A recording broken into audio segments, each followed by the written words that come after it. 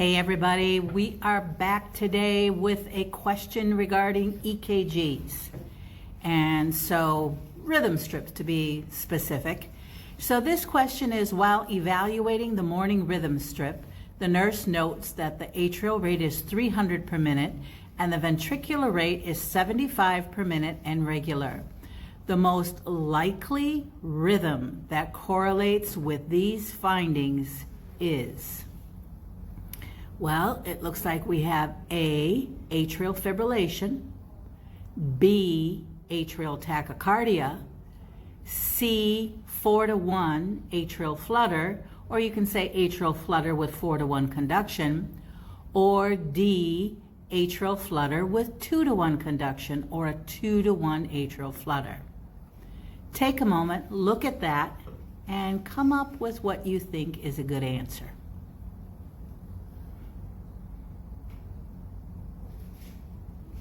Alrighty, well, let's go one by one.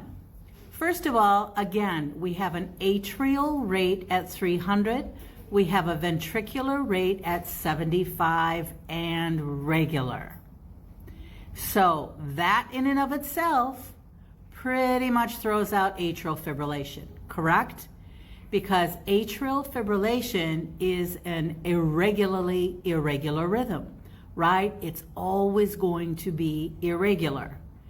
And so atrial fib, it gets thrown out. And another reason that atrial fib gets thrown out is that we really can't even measure an atrial rate in atrial fibrillation.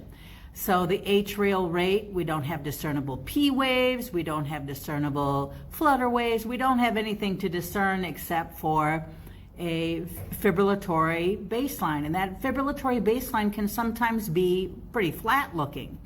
So again, we can't even measure an atrial rate in atrial fib, so that's got to go. Then we have B, atrial tachycardia. Atrial tachycardia, again with this one, we can have a situation where we can see an atrial rate, we can measure an atrial rate, we can even see P waves. However, an atrial tachycardia typically has an atrial rate of anywhere between 150 to 250 atrial impulses per minute. Now, sometimes we have a 2-to-1 atrial tachycardia, right? Where the atria are firing at a rate of 200 and every other beat is conducting down to the ventricles. At the end of the day, atrial tachycardia is not the answer because the rate in the question says that the atrial rate is 300. So again, atrial tachycardia pretty much maxes out at an atrial rate of 250. So again, we're throwing atrial tachycardia out. And keep in mind that atrial tachycardia can have a 1-to-1 conduction pattern or a 2-to-1 conduction pattern. That's not what this is about, however. We're just basing our diagnosis here on the fact that the atrial rate in the question is 300. Well, let's hop down to D, 2-to-1 atrial flutter. Well, the atrial rate is 300. If we would have 2 atrial impulses for every 1 ventricular impulse, granted it would give us a very regular rhythm. However, that person would have a ventricular rate, a pulse rate of 150, right? 300 divided by 2 is what? 150. But in this particular instance, this person's heart rate is 75 and regular. So we're going to throw out 2-to-1 atrial flutter, and we're going to come in for a landing on the answer, and that answer is C, which is 4-to-1 atrial flutter. 4 flutter waves per 1 QRS. Whenever you have an atrial rate of 300, you always first have to suspect atrial flutter. Always, always, always, always.